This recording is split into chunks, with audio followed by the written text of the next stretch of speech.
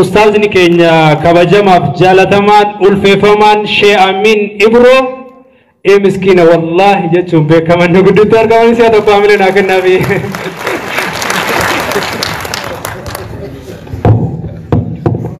Candifnaa waliin cabnaa sagalee dhageessifnee waliif gammachuu qabnaa lammii keetu beela'uu ofiif quuftee yoo nyaattu deeqqifattee hambaa kee beelada keef yoo laattu kan kee osoo godhaa booyuu maaf arjoomta gandatti rakkoo deeggarsa dhabaaf meeqadduu emanatti meenatti minama koo gammachuu siif qabaaree sabni osoo si qabu beelaan lubbuu dhabaaree lakki kuni cubbuudhaa waaqaaf lafatu jibbaa bahaa fi lixatu furaa beela kaabaa fi kibbaa garaatu na raafame eelaa saba koo laalee maaliif birmannaa dhabee boorana gujiif baalee jijjiirama qilleessaa hongeen daangaa darbite beelli jumlaa yoo fixxu mirga lubbuu sarbite waanan gumaachuu dhabus kiisii kooti hiixadhee iyyeen iyya dabarsa ulfa lammii miixadhee kaleessa gaafa tolaa nuun jettanii saba koo har'a akkamiin jal'iftuu argaa jirtu dhaba koo gurmuunnaaf birmadhaatiin haa dhidhiibaa caba koo jedhanii osoo iyyan argaa diduun cubbuudha haa birmannuuf lammii koo beekaa dhimmi lubbuudha.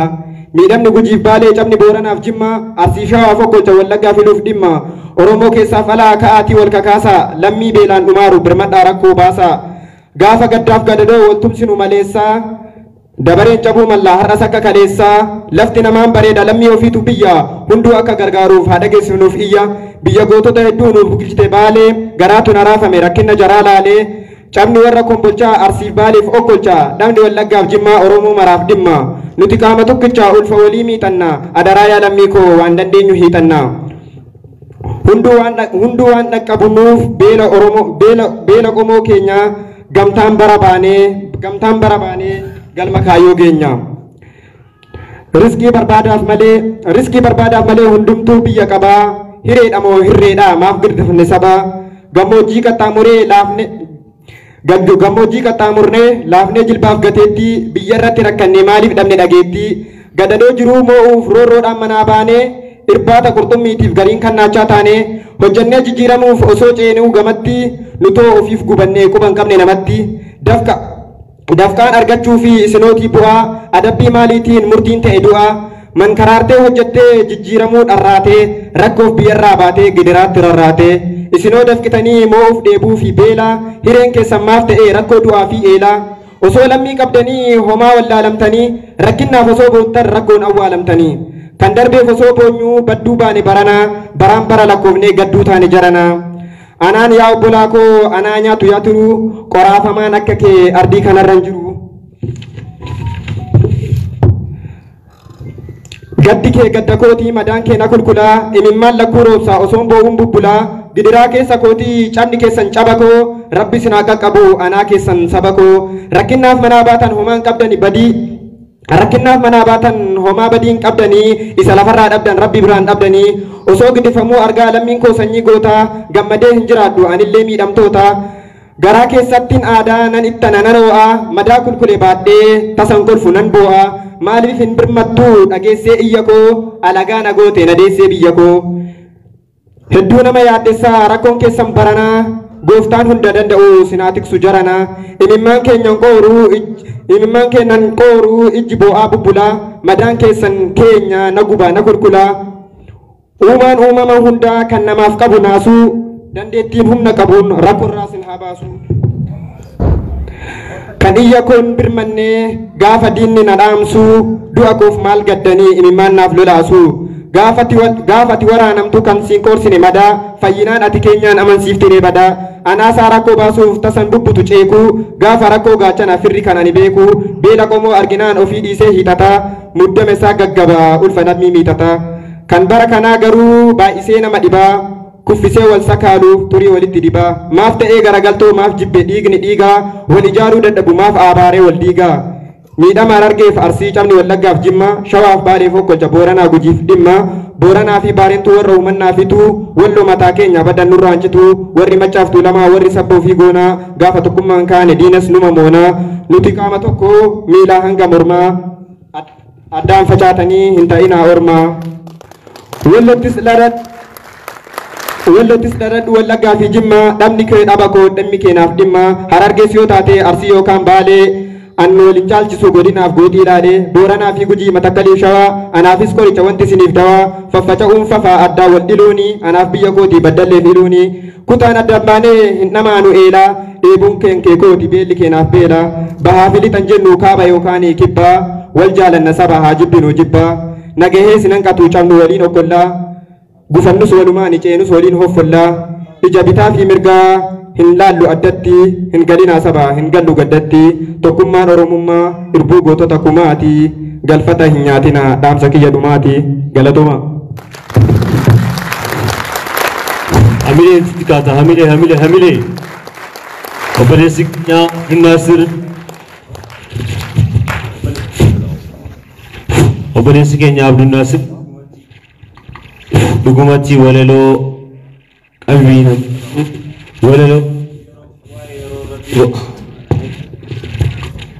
walaloo bareedu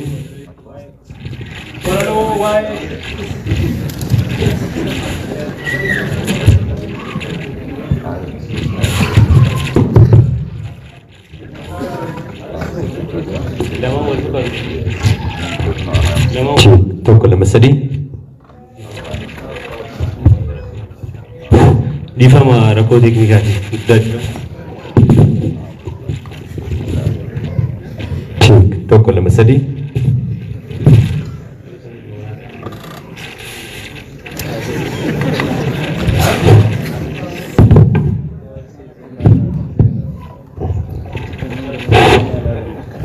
rakkoo teeknikaan mudateef dhiifama isiniin jenna kanatti aansuudhaan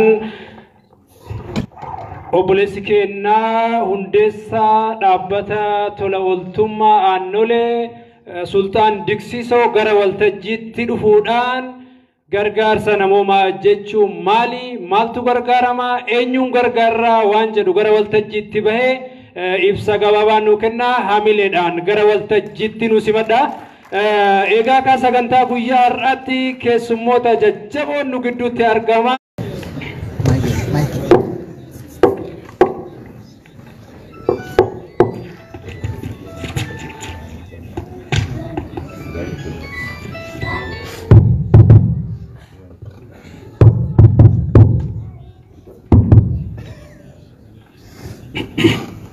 Kabajamtoota abbootii amantaa, kabajamtoota abbootii gadaa, jaarsolii biyyaa, keessummoota keenya kan dhiiraa dubartii xiqqaaf guddaan waamicha namoomaaf hawwattanii asitti nuuf argamtan hundi keessan anaa dhufuu baga nagaan dhuftan ulfaadhaa galatoomaan.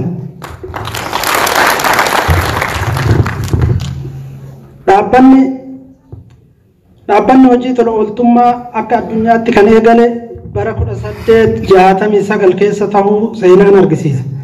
Kan dhaabbatu siyaasa kamuu irraa bilisa haala taheen bu'aa maallaqaatiif osoo hin taane nama rakkate gargaaruuf. Yeroo baay'ee akkuma addunyaatittuu dhaabbanni hojii tola ooltummaa kun kan dhaabbatu tokko rakkoo dhufuu malu hanqisuuf yoo ta'u lammata immoo rakkoo mudateef furmaata gochuuf. Haaluma kanaanis hojiin tola ooltummaa kun yoo hundeeffamu barnoota, fayyaa, tajaajila namoomaa, amantii fi kanneen biroo maqaa hin dhaamin giddugaleessa godhachuun ta'uu mala. Kan ta'ee wanti akka lubbuu baraaruu fi dhaloota fufsiisuuf hojjetamuu nama gammachiisuu fi boqonnaa sammuu namaa kennu hin jiru.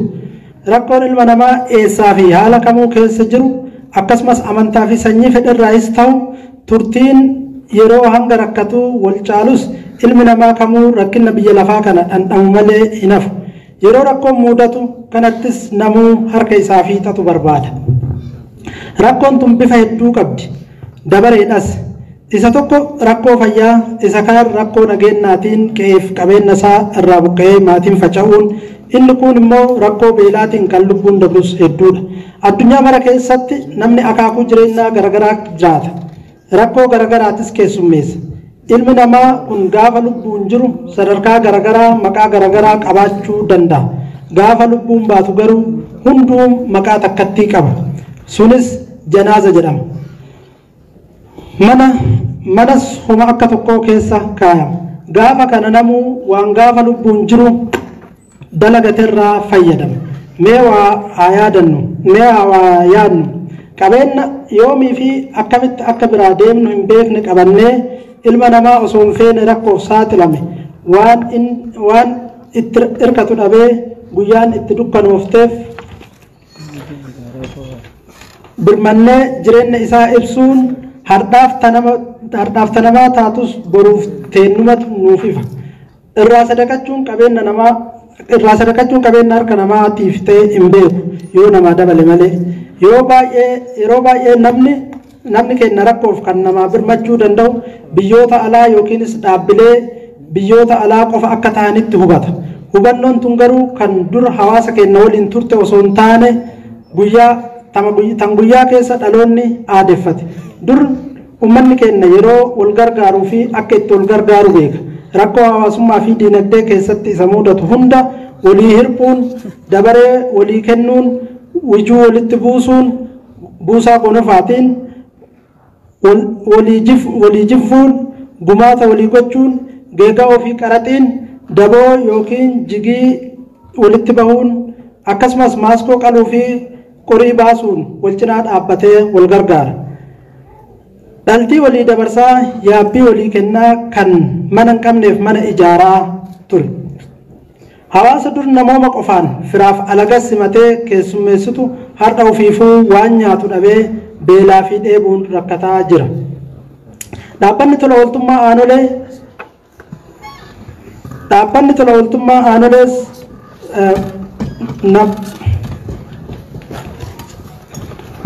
dhaabbanni tola ooltummaa aanolees aanaan isaa namooma gurmuu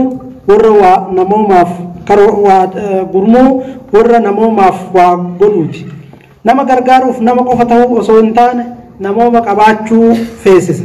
Namoomni jiraannaan namaaf rifachuun nama rakkatee birmachuun baay'ee salphaadha. Dhaabbanni dhalootaan dhiyoo karooraan fagoo ta'e kun ilma namaa balaa uumamaatiinis ta'ee namtolcheen mudatu kamuu namoomaaf bira dhaabbachuun rakkoo mudate dandamachiisa. Dhaabbilee namoomaaf dhimmi namoomaa waan jalqabaati. Dhaabbanni tola ooltummaa aanoleetis kana tolchee amanuu qofa osoo hin taane hojiirras ni oolcha. Kaayyoon dhaabbatichaa akkuma ifatti kaayame ilaalcha siyaasaa, amantii, sanyii fi wantoota biroo nama adda qoodan kamiifuu looguun alatti namooma qofa dursuun nama deeggarsa namoomaa barbaadu hunda dhiibbaa qaama kamiinuu malee cinaan ni dhaabbata. Dhaabbanni tola ooltummaa aanolee yoo hundeeffamu tokko rakkoo beelaa hawaasa keenya mudateef birmachuuf yoo ta'u, lammata rakkoo beelaa of dura mudachuu malu qolachuu fi bu'uuraalee misoomaa hanga humni nu fayyamteen hawaasa keenyaaf hojjechuuf. Kanaafuu dhaabbanni tola ooltummaa aanolee ilma keessan gurmuu keessanis waan ta'eef guddifadhaa kunuunfadhaan dhaamsa kennaa nama birmachuuf namooma qabaachuu feesisaa. Ammas namaaf waa kennuuf yaaduun dirqama osoo hin taane carraa addaa akka ta'etti hubannaa. Ulfaadhaa galatoomaa irra deebi'ee baga nagaan dhuftanii anaa dhufuu jedha. Obboleessa keenya Sultaan Deeksisoo gara iddoo isaatti hamileedhaan nu deebisaa. Hamile. Obboleessi keenya Sultaan Deeksisoo nama dhaabbata aanolee akka luka lamaan gadi dhaabbatuuf xaarii guddaa godhee dhaabbanni kun akka guyyaa har'aa kana go'uuf guyyaa eebba isaatiin go'uuf nama halkanii guyyaa osoo hin jeen irratti lafee dhaabbata kanaas hin ga'e keessaa Sultaan Deeksisoo nama tokko guddaa galatoomii jennaan. Obboleessa keenya guddaa galateeffannaa. Dhaabbanni tola ooltummaa aanolee isaa fi hiriyoota isaa wal ta'uudhaan hawaasa keenya rakkate, hawaasa keenya beela'e, hawaasa keenya dheebote callisnee laalluu waan dandeenyeen ijaaramnee hawaasa keenya haa dhaqqabnu waan jedhuun dhaabbata aanolee jedhu dhaabbatanii sochii eegalanii jiru. Loogoon dhaabbata aanolee akkuma isin agartan wantoota afur jajjaba ofirraa qaba. Waliin yoo laallee jalqaba irratti dachii magariisa jannata addunyaa fakkaattu Oromiyaa ta'uun ooltu sun garuu gara biraatiin fidanii isirra ka jirtu immoo sa'aa fi waatii isiitii harka waa kennuuf ka fudhatu akkasumas chubboo gubbarra jira logoon dhaabbata aannolee waan afur jajjaba ofirraa qaba lafti maal ibsaa saanii maal ibsitii jabbiin maal ibsaa harki kennuuf harki fudhatu hoo maal agarsiisaa chubboon itti aantu sun hoo maal barsiiftii waan jedhu itti deebinaa ammaan faaruu takka ta aannolee jettu tiimiin tokko dhufee faaruu isaan waltajjii irratti nu dhiyeessa hanga isaan dhufanii as gaanitti aannoleen gargaarsa keenya hunda bira dhaabbachuu keenya hunda barbaada. Egaa aannolee charity organization akkuma obboleessi keenya isinii himaa turetti akkuma maqaa isaa kaayyoo maqaan isaa kan hundeeffame akkuma logo gubbarratti argitanitti dachee Oromiyaa saafii waatiin ni jira harki ni jira asxaan barnoota hin jira biiroo asxaan biiroo barnoota hin jira akkuma as gubbarratti agartanitti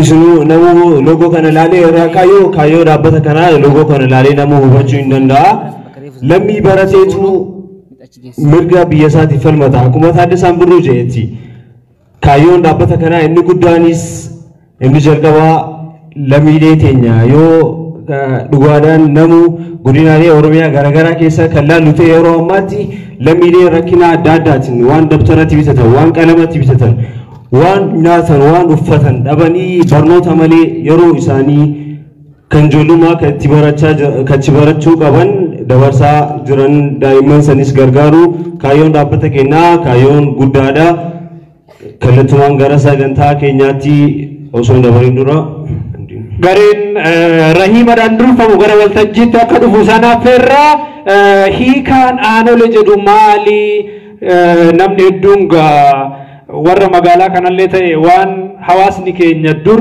gara biyyaatti fayyadamaa ture san dagate fakkaata aanolee jechuun sa'a aannan sirritti qabu tokkichaani Oromoon aanessa jedha yoo saawwan sun heddummatan immoo yoo baay'atan immoo aanolee jedhee waamaa hiikaan jecha aanoleellee saawwan aanofte jechuudha maaliif saawwan aanofte kana moggaase warri dhaabbata kanaa waan jedhu immoo ibsa reefu wal baallamanne san keessatti itti deebina keessumoonni keenya haaraa gara sagantaa keenyatti dhuftan ulfaadhaa kabajamaa sagantaa keenya kabajanii yeroo keessan aarsaa gootanii gama sagantaa keenyaa dhufuuf guddaa isin galateeffanna warri aannolee faaruudhaan ibsina jedhee gama waltajjiitti akka bahu affeerra hamileedhaan gama waltajjiitti naasimadha hamilee garee rahiimaadhaan durfamu agarsiisa gabaabaa waa'ee dhaabbata aannolee irratti qophaa'anii dhufanii jiranii gara waltajjii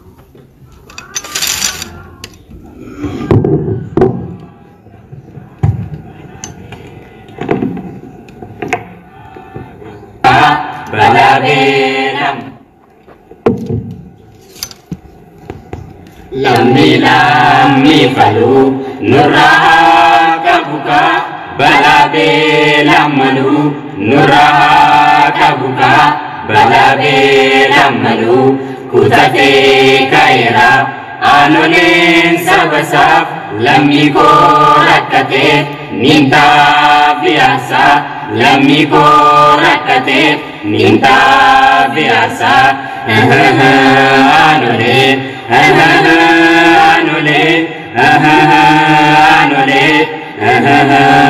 anole abbootiin qabeenyaa biyya bikeessa nuuf gargaara lammii qabeenyi fixeensa aanolee jabeessa nuuf gargaara lammii qabeenyi fixeensa aanolee jabeessa gargaara tinture ennisa baisa dungosa batae sabasa tifsa garuta ejabra nagargara jeda kabenyi fitensa nagargara jeda kabenyi fitensa anole anole anole anole nukorsa lamiko imimman harmeda beranu dabada jasabdar gagesan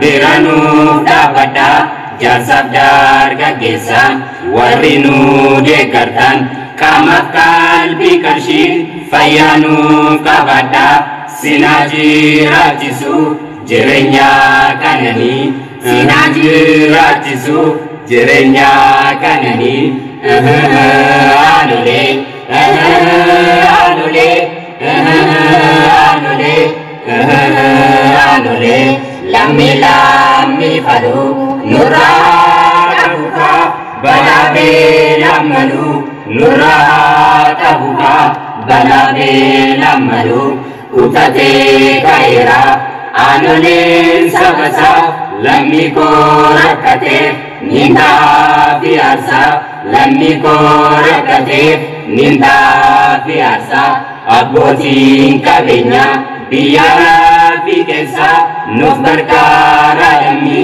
kabenyi fitensa anule jabesa nuf berkara lammi kabenyi fitensa anule jabesa gargara tinture ennisa baisa dungosa batae sabasa tifsa garuta ejara nagargara jeda kabenyi fitensa nagargara jeda kabenyi fitensa nufkosa lamiko imimman armeda beranu dabada jasabdar gagesan beranu dabada jasabdar gagesan warinu dekartan kamat kalbi karshi fayanu kabada sinaji rajisu jerenya kanani sinaji rajisu jerenya kanani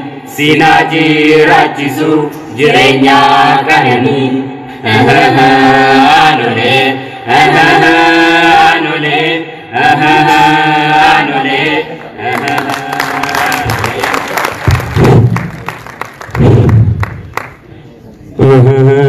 anule jani tumurani guddaa galatoomaa jennaan obboleen keenyaan dhaabbanni wal gargaarsa aanolee sagantaa kana fakkaatu bifa kanaan qopheessuu isaatiif guddaa dhaabbata keenyaan guddaa galatoomii warra faaruu kana nu dhiyeessan guddaa galateeffannaa si'a tokko amina nu kennaafime. Abbootiin qabeenyaa biyya keessaaf alaa hawaasa gargaaraa qabeenyi fixeensaa jedhaa turanii kanaaf irra deebinee ammas guddaa galateeffannaa hawaasa rakkatee hawaasa beela'ee hawaasa rakkoon waan sababa rakkootiin waan qabatu dhabe daa'ima isaa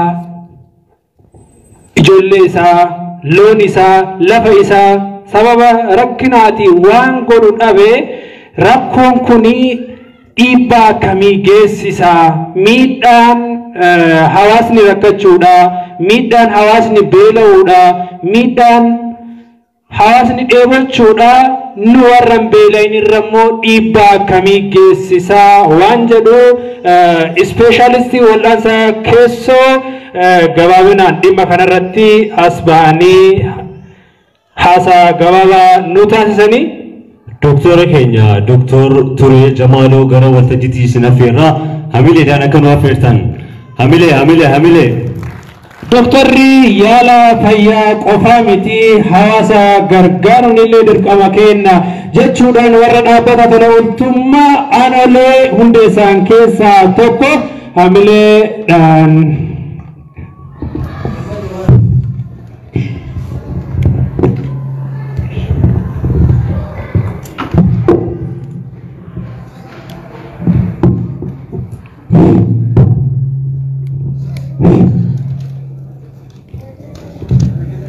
dursa maqaan koo akkuma isaan jedhani haakima ispeeshaalistii dhibee keessoo miti baqaqsanii yaaluti. Duraan dursee irra deebiidhaan kabajamtoota keessummoota keenya abbootii amantaa, abbootii gadaa, jaarsolee biyyaa hundi keessanuu baga nagaan dhuftan kabaja guddatu isinii mala. Iyyannaa lammii keessaniitiif birmachuu keessaniif kabaja isinii mala jechuun barbaada. Itti aanee mee rakkoon yeroo garagaraatti sababa beelatiin uummata keenya qunnamaa jiru kuni dhiibbaan inni hawaasa irratti fidu akka dhuunfattillee namoota rakkoo kanaan miidhaman irratti fidu maali wanti jedhu waan tokko tokko waliin hubachuuf yaalla gabaabsineeti. Akkuma beekamu biyyi keenya yeroo garagaraatti balaalee uumamaatiin kan akka gogiinsaa, lolaa, dhibeelee daddarboo kan akka COVID-19 isa jedhamu weerara hawaannisaatiin yeroo hedduu hin miidhamti. Ammallee bakki itti miidhamaa jirtu jira jechuudha. Akkasumas balaalee namtochee kan akka waraana fi waldhabbii garaagaraatiin yeroo garaagaraatti ni miidhamti. Balaalee uumamaa kana keessaa sababa gogiinsaa qofa waggoottan 40 darban kana keessatti bara kana keessa kan uumame balaa gogiinsaa hamaa Afrikaa bahaatitti uumame Itoophiyaa keessatti beeladoonni gara miliyoona 3 akka dhumaniif sababa ta'eera. Sababa kanaan namoonni miliyoona 4.5 qabeenya fi qe'ee isaaniirraa buqqa'anii namoonni miliyoona 20 rakkoo beelatiif saaxilamanii jiru. Isaan kana keessaa parsantaan 60 haadholee fi daa'imman. Balaawwan namtolchee keessaa inni guddaan biyya keenyatti rakkoo buqqa'inaa fi beelatiif sababa ta'e isa waraana akka biyyattii keenya beekamaadha. Sadarkaa diinagdeesii beekamaadha. Kanuma wal qabatee iddoo hedduutti namoonni jireenya isaanii guyyaa guyyaa gargaarsa seeftineetiidhaan gaggeessaa jiru. Fakkeenyaaf guddina Arsii qofa namoota gara 30,000 jireenya isaanii seeftineetiidhaan kan gaggeessaa jiran. Rakkooleen namtochee fi rakkoolee uumamaa kun immoo yoo irratti dabalaman akkuma cittoo irratti faantoo jedhamu san rakkoolee keenya caalatti hammeessu jechuudha. Kabajamtoota keessummoota keenya rakkooleen hanqina nyaataa yeroo dheeraa fi beelan dhufan baay'ee walxaxoodha. Rakkoo beela yeroo takka qofaatii miti rakkoo yeroo gabaaballee akkasumas rakkoo yeroo dheeraa akka dhuunfattee fi hawaasa irratti illee qabu. Rakkoolee xiinsammuu fayyaa garaagaraa akkasumas hiyyummaa dhalootarraa gara dhalootatti akka darbuuf sababa ta'u. Qorannoowwan garaagaraa akka agarsiisanitti daa'imman beela fi hanqina nyaataa yeroo dheeraadhaan uumaman guddinni qaamaa fi sammuu isaanii ni xiqqaata. Dandeettiin dhibee ofirraa ittisuu isaanii kan hir'atuu fi akkasumas dhibeelee qancaraa garaagaraatiif saaxilamu kan akka dhibee sukkaaraa, dhibee asmii, dhibee onneetiif sababa ta'u jechuudha. Sadarkaa ga'eessummaatti yeroo guddatan dubartoota yoo ta'an daa'imman ulfaatinni qaamaa isaanii hamma barbaachisuu gadi ta'e da'uu akkasumas da'umsa irratti hin dadhabu yeroo baay'ee sababa da'uu dadhabdee akkasitee akka operaasiyoon hin deette yeroo jiru jira keessattuu biyya keenya keessatti isa obstaaktil labar jennuun waan akkasiisaniif saaxilamu akkasumas dhibeelee garaagaraatiin hubamuu danda'u jechuudha. Daa'imman warra dhiiraa yommuu ta'an dhibeelee qancaraa reefu jedhisaniif akkasumas isaanillee saaxilamuudha. Qaamni isaanillee cimina kan hin qabnee fi hojii bu'a qabeessa jireenya isaanii jijjiiruu danda'u hojjechuu hin danda'an. Kanaaf irra caalaan namoonni rakkoo beelaa kanaan hubatan namoota jireenya qotee bultaa qonnaan yookaan horsiisee bulaatiin warroota jiraatanii akkasumas jiruu isaanii jijjiiruuf oomisha gahaa oomishuudhaaf sanyii hanqina sanyii filatamaatiin yookaan meeshaalee ittiin tajaajilaman yookaan immoo hanqina xaa'ootiin yeroo itti aanullee oomisha gahaa oomishachuu hin danda'an jechuudha. Tokkoffaa humni isaanii dadhabaadha. Duraayyuu humna qabanii lammaffaa ittumaan hojjechuu dhufuu dhiyeessiiwwan gahaa kana qaban. Kanaaf guddinni sammuu isaanis waan miidhamuuf mana barnootattis bu'aa quubsaa fiduu hin danda'an. Dadhabina qaamaa fi sammuu waan qabaniif hiyyummaa mo'achuuf wallaansoo jireenyaa godhamu keessatti mo'amoo ta'u. Hedduun namoota rakkoo beelatiif saaxilamanii qonnaan bultootaa fi horsiisee bultoota akkuma isiniin jedhe. Kanaaf oomisha irratti illee dadhabina waan jiraatuuf kunis maraamartoo hiyyummaa waggaa waggaa keessan hin baane keessatti nama gata jechuudha. Akka maatittis akka biyyattis rakkoo guddaa fida jechuudha. Beelli yeroo tokko uumu. Nutis rakkoo akka biyyatti harkaan qabu kana bu'uureffachuudhaan hiriyoota keenya waliin mari'annee dhaabbata reefu isin himamaa ture.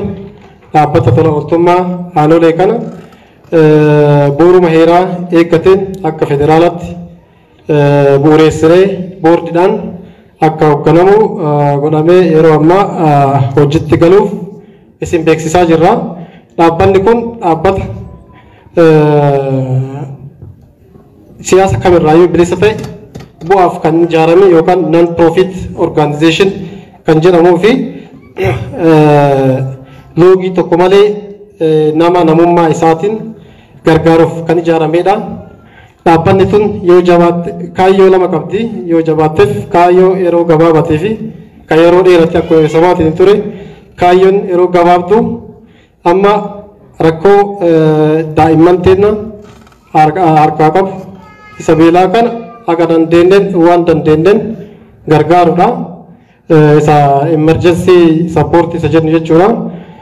Inni biraa immoo daa'imman barnoota irra akka hin cinne kan barnoota seeniin akka seenanii barnoota isaanii hordofan deeggarsa meeshaalee barnoota garaagaraa godhuu fi gargaarsa qorichaa godhuu fi kaayyoo yeroo dheeraa yoo danda'ame mootummaadhaan cinatti bu'uuraalee misoomaa deeggarsa garaagaraa godhuu kan buufatoota fayyaa mana barnootaa kana fakkaatan humni yoo danda'ame immoo hamma ijaarutti deemuudhaaf kaayyoo dheeraa qabaa jechuudha.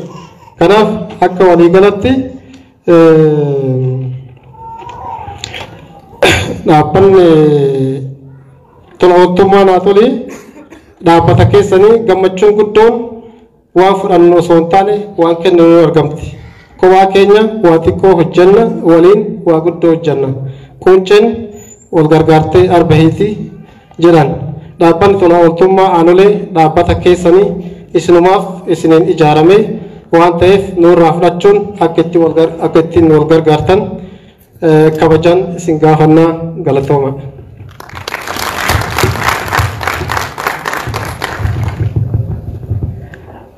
Dr. Ture Jamalo guddaa galateeffannaa ispeeshaalistii baqaqsanii yaaluuti waan isaan dhaamanii waan isaan nutti himan keessaa gargaarsa namoomaa gargaarsa bu'uuraalee misoomaa qofaa miti gama yaala fayyaatilleen hawaasa keenya gargaaruu fi bira dhaabbachuuf kaayyoo guddaadha qabnaa. Kanaaf hirmaannaa keessaniif gargaarsa keessan barbaannaa nu bira dhaabbadhaa nu waliin hojjedhaadha dhaabni isaanii. Dhaabbanni tola ooltummaa aannolee akkuma isiniin reefuu